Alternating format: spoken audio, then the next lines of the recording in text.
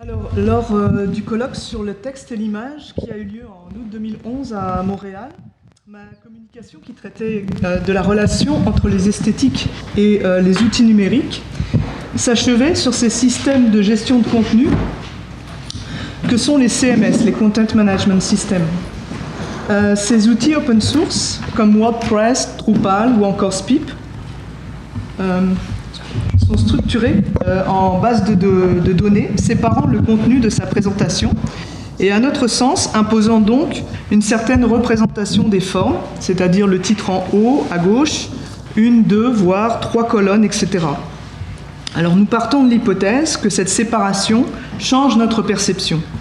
La mise en page revêt une importance dans la structuration et la mise en avant des idées, et nous pouvons nous demander si elle peut être séparée sans danger des contenus. Alors François Bon, qui est considéré comme un pionnier en matière de blog littéraire, soulève directement dans certains de ses articles une réflexion sur la question du code. Pour lui, et je le cite, « Le numérique affecte probablement une partie du langage lui-même en lui adjoignant ses codes, le code comme langage. » Alors la production ou la prise en charge du code est-elle un paramètre de l'écriture littéraire en ligne ? François Bon souligne notamment que nous sommes, et je le cite à nouveau, producteurs de code même si nous remplissons un formulaire sans rien modifier à l'apparence du site. Inconditionnel et fasciné par cet outil logiciel de création Spip, dont il s'est servi entre autres pour créer son site tierslivre.net, il expérimente et réfléchit sur son rôle. Alors notre questionnement a été celui de savoir si l'utilisation d'un tel outil change notre rapport à l'écriture. Comment le ressentent les auteurs, ceux-là même qui composent et expérimentent ces outils de création. Autrement dit, ces outils de création conçus pour faciliter la publication des blogs imposent-ils une façon de présenter l'information qui la modifie ? L'écriture est-elle conditionnée par l'outil que l'écrivain emploie ? Quels sont ses effets sur l'écriture ? Même si tout écrivain qui crée un blog littéraire peut se poser la question de savoir comment son écriture se distinguera d'une autre, au même titre que tout artiste cherche à se différencier à travers son œuvre, nous avançons l'idée d'ores et déjà que par les outils que nous utilisons, que nous choisissons, les conditions de l'écrit en seront modifiées. Alors c'est donc à ce titre que nous avons eu la chance de rencontrer via Skype 3 écrivains blogueurs que nous avons questionnés en fonction de l'outil de création qu'ils utilisaient. Alors plusieurs options existent pour concevoir son blog. Cela peut se faire grâce à une plateforme d'autopublication et d'hébergement comme Blogspot. Alors c'est le cas de Aude Delaporte, aka Au-delà, artiste en art visuel, chroniqueuse de la revue Art Livre. Et Arnaud Maizetti, écrivain qui quant à lui a commencé son expérience de blogueur sur ce même outil Blogspot, puis est passé après quelques années à un logiciel de publication comme Spip. J'ai récupéré le squelette du site Remunet et je l'ai modifié, confie-t-il. Alors René Audet, qui est parmi nous, professeur-chercheur à l'Université Laval, quant à lui, a choisi WordPress, outil qu'il qualifie de courant et évolutif. L'auteur entre alors dans une construction, un cheminement où le choix de l'outil s'appuie sur son désir d'écrire. Une relation de plaisir, précise René Audet, amplifiée peut-être par le fait d'avoir les mains dans le code CSS ou PHP, en manipulant le texte, en le diffusant et le donnant à lire. Comment ce choix de l'outil s'opère-t-il ? Entre écrivain et codeur, le spectre du blogueur semble très large. C'est avant tout une affaire d'amitié, poursuit Arnaud Maizetti. Des rencontres, des gens qui ne sont pas de purs techniciens, mais des écrivains que j'apprécie et que je lis. Mais comment l'écrivain écrit-il dans son blog ? Quels sont ses usages ? Quelle est sa relation avec l'outil ? La saisie d'un blog est le plus souvent quotidienne. Cette régularité, liée à l'immédiateté de la publication, permet une rencontre avec un public, son public, et constitue une des caractéristiques et des composantes essentielles du blog littéraire. L'exemple de billet d'Éric Chevillard dans son blog autofictif montre ce désir de saisir le quotidien. Alors la saisie des textes s'effectue le plus souvent directement dans l'interface. Aude Delaporte aime écrire directement sur traitement de texte car il n'y a pas de rature. On peut vite changer, copier, coller, changer la structure, changer d'une façon plus harmonieuse. René Audet souligne que la dernière version 3.3 de WordPress permet de gommer entièrement l'entourage de la page et conditionne l'écrivain dans une bulle pour se consacrer à l'exercice de l'écriture. Le stylo est une prothèse qui prolonge notre main lorsque nous écrivons, et notre attention se porte alors sur l'acte d'écrire. Nous ne pensons ni à notre posture ni à la page. Nous sommes le texte en train d'écrire.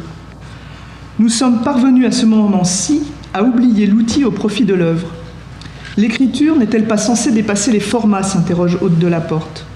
Nous aurions pu penser que la séparation du contenu et de sa présentation nous mettait face à l'impossibilité de cet oubli.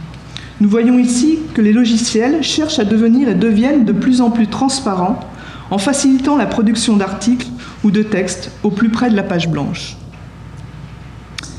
Même si nous sommes dans une écriture mécanique, disons plutôt électronique, nos outils d'écriture travaillaient aussi nos pensées, écrivait Nietzsche. Cette citation dans le célèbre article de Nicolas Carr « Est-ce que Google nous rend idiots ?» nous rappelle que ce questionnement n'est pas nouveau. Cet écrivain, qui souffrait d'une myopie extrême au point qu'il lui était devenu insupportable d'écrire, s'est doté en 1881 d'une machine à écrire créée par le docteur Hansen. Melling Hansen, par ailleurs pasteur et directeur d'un institut de sourds-muets à Copenhague, avait créé une machine qui, bien sûr, ne ressemblait pas encore à celle que nous connaissons aujourd'hui, et destinée à accroître la vitesse de l'écriture en permettant à l'aveugle, grâce à la disposition des touches, d'apprendre son utilisation en un temps relativement court. Alors nous avons pris cet exemple entre autres, car il nous fait penser à la finalité mise en avant par les concepteurs des outils CMS, apprendre son utilisation en un temps très court. Cette relation permit à l'auteur, dont l'écriture auparavant était uniquement manuscrite, de, et je cite Nietzsche, façonner encore un vers, et de lui faire dire également que notre outil d'écriture, ne travaille pas seulement nos pensées, il est une chose comme moi. La phrase de Nietzsche se raccourcissait, devenait plus dense. Aujourd'hui, le choix d'un traitement de texte en général ou d'un logiciel de blog en particulier, sans que nous en ayons vraiment conscience, nous modifie. Il y a des enjeux liés à la syntaxe plus condensée, des phrases plus courtes, axées sur une démonstration immédiate plutôt que sur la nuance, peut-être un resserrement, une brièveté plus efficace, appuie René Audet. Au contraire, Aude de la Porte souligne « Le blog a été la découverte d'un super instrument qui correspondait à mon écriture, à la prolifération du texte. » Aude poursuit « Dans mon carnet, j'écrivais la date. Le blog le fait pour moi. Je pouvais aussi bien écrire une page entière ou bien une phrase dans mes carnets. Mon écriture était faite pour le blog. » Alors pour Arnaud Maizetti, cela change tout, complètement tout. Le blog est une sorte de journal dont les billets sont devenus plus longs qu'avant. Puis interviennent les liens. Des rubriques s'ouvrent. Cela crée une chambre d'écho entre les textes du journal, les textes théoriques et les textes sur l'écriture numérique. Tout semble à même niveau. Une critique de film peut répondre à un récit, par exemple. Les textes se répondent dans une sorte d'écho, de ricochet. Pourtant, René Audet note que la transformation n'est pas tant dans le contenu ou la syntaxe que dans l'impulsion transmise par de tels outils. Au même titre que le blog est une affaire d'amitié, son écriture peut difficilement être détachée de la lecture d'autres blogs. Et comme nous écrivons dans des formes pensées par d'autres, nous développons également des tactiques d'écriture empruntées à d'autres. René Audet prend l'exemple de phrases écrites en gras pour faire ressortir des mots-clés. La relation entre l'écriture et l'outil semble obligée. Nos auteurs l'attribuent au logiciel de création Blogspot, Spip ou WordPress, car plus qu'une histoire de syntaxe, la notion de rubrique modifie une écriture qui devient architecturée. Que l'on écrive directement dans l'interface ou sur un logiciel intermédiaire avant de faire un copier-coller, la pensée même de son écriture est différente.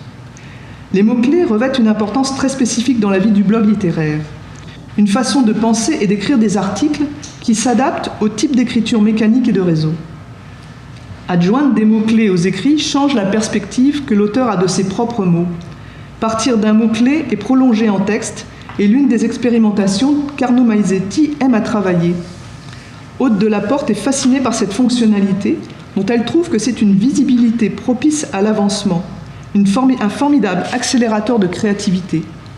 Comme si quelqu'un entrait chez toi, une sorte d'autre que moi, plus fonctionnel, qui entrerait dans mon atelier et saurait exactement où sont rangés les mots. Nous écrivons toujours des formes écrites par d'autres. Yves Yves Jeanneret et Emmanuel Souchier, qui ont théorisé la notion d'architecte, nous rappellent qu'il existe un modèle qui s'incarne dans un logiciel. Et dans cette organisation, le poids du formatage est important. Lorsque nous écrivons avec le logiciel de traitement de texte Word, par exemple, nous avons une certaine idée du texte écrit, de sa typographie, de la façon dont il peut être organisé. Ces modèles sont inscrits dans le logiciel et sont actifs. Et nous devons composer avec ces données. Les procédures et les protocoles semblent inscrits dans l'objet. Yves Jeanneret nous dit « En réfléchissant sur l'écriture, nous réfléchissons sur la notion de média. Nous pouvons dire la même chose d'un message, d'un document. Il comporte dans sa forme les conditions de son usage. Il en va de même pour les logiciels de création de blog. Écrire sur une page que l'on bâtit n'est pas la même chose que d'écrire sur une page dont on hérite, nous rappelle Arnaud Maizetti. Mentalement, psychologiquement, il est important de faire de son site un espace habité, un espace intérieur aussi. Autrement dit, un territoire. Je partais sur un nouveau territoire et je n'avais pas de maison. Le blog est devenu mon nouveau territoire d'action. Ce sont les mots d'Aude Delaporte qui a commencé son blog au moment de son arrivée au Québec. Il s'agit alors pour l'écrivain de diffuser un peu tous les jours pour des lecteurs qui peuvent se connecter quand ils le veulent et suivre le fil des articles. Une sorte de suivi d'exploration offert aux autres. Cette notion de territoire également exprimée par Arnaud Maizetti est, je le cite, comme une chambre que l'on habite. Il faut la meubler comme on voudrait l'habiter.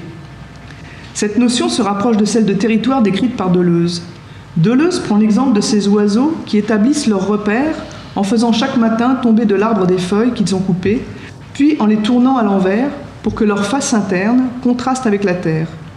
L'inversion des feuilles produit une matière d'expression. Cette matière d'expression, ce geste répété, maîtrisé, constitue le territoire des oiseaux. Aude Delaporte s'est retrouvée sans atelier et cet espace de création s'est déplacé. Son blog est devenu cet espace virtuel, son atelier où tout semblait mélangé entre des expériences du quotidien et des réflexions critiques. Puis s'en sont dégagées des pensées plus profondes, plus intimistes, qu'elle diffusait surtout le soir. Pourquoi le soir ? Nous pensons bien sûr au billet nocturne d'Éric Chevillard dans son blog L'Autofictif, dont il nous dit que ce sont des pages publiées sans retouche dans l'attention particulière de chaque jour. L'écriture du blog comporte des contraintes. L'une, et non des moindres, consiste à veiller à la bonne marche de ses serveurs, bases de données, etc. Nous sommes dans une écriture fragile, précise Arnaud Maizetti. Mais l'écrivain prend le risque et écrit aussi dans ce risque-là, appuie-t-il. Comment vivre avec ces problèmes techniques aussi simples que ceux de se demander « Que se passerait-il si mon gestionnaire de serveur venait à tout perdre ?» Ce saut de l'immatérialité existe mais constitue un fait nouveau dans la vie de l'écrivain.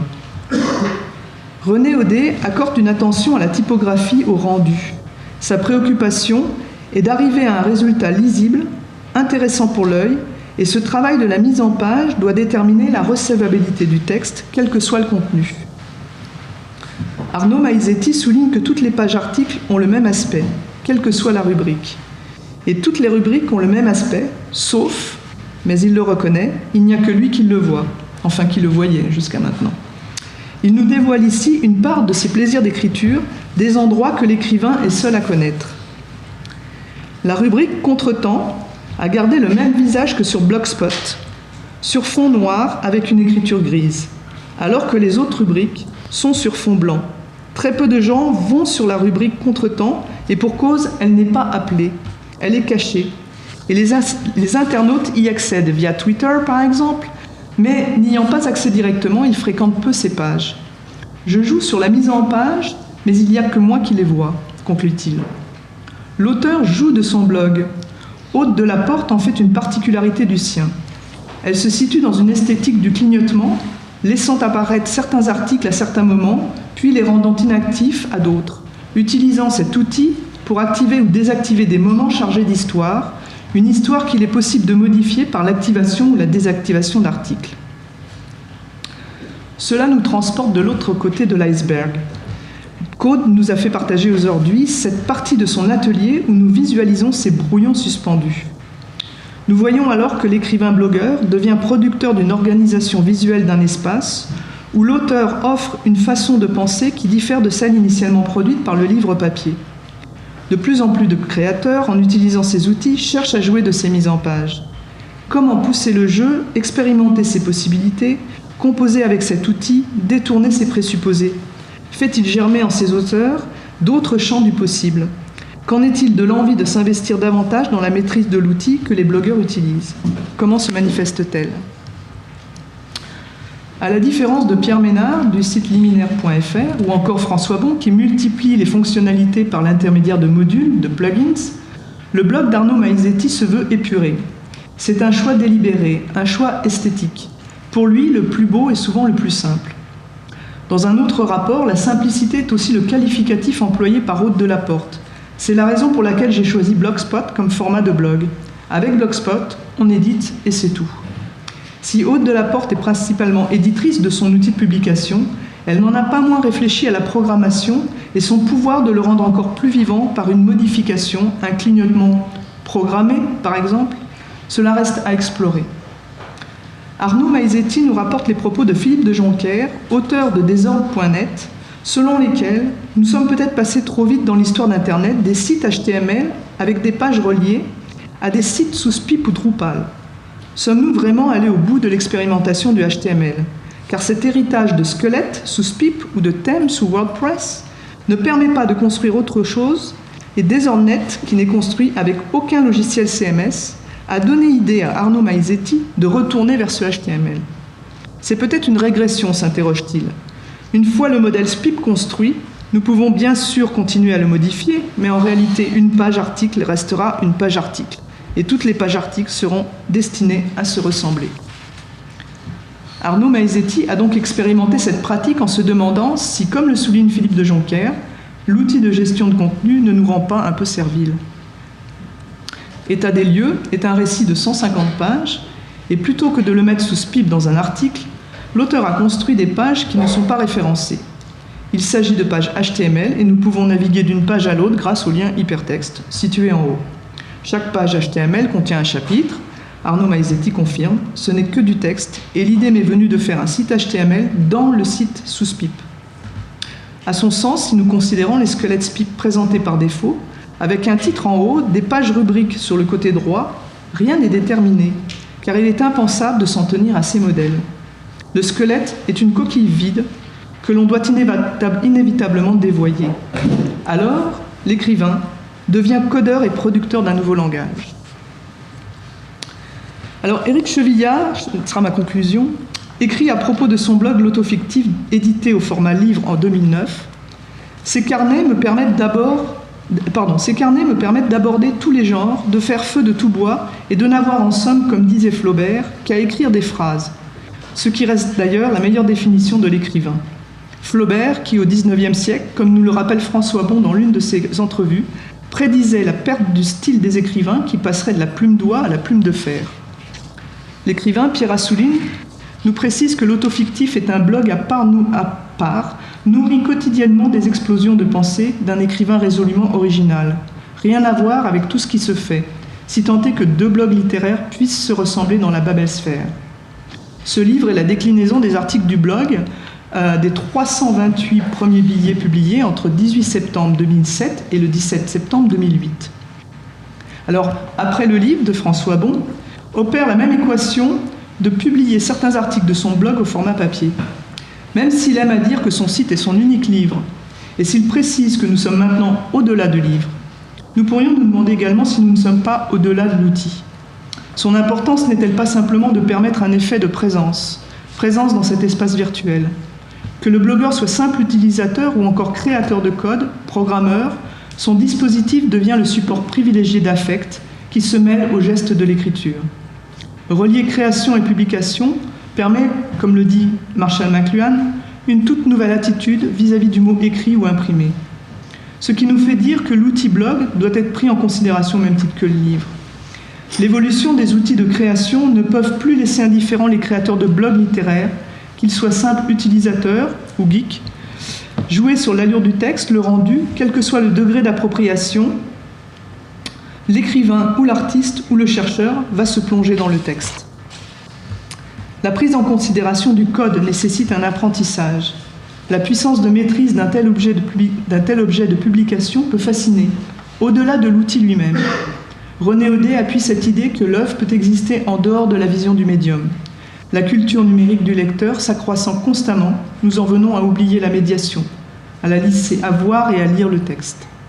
Arnaud Maizetti, avec une grande distance, nous précise quant à lui qu'il n'est pas fasciné par l'outil, même s'il le reconnaît, celui-ci impose constamment une reformulation des enjeux de l'écriture.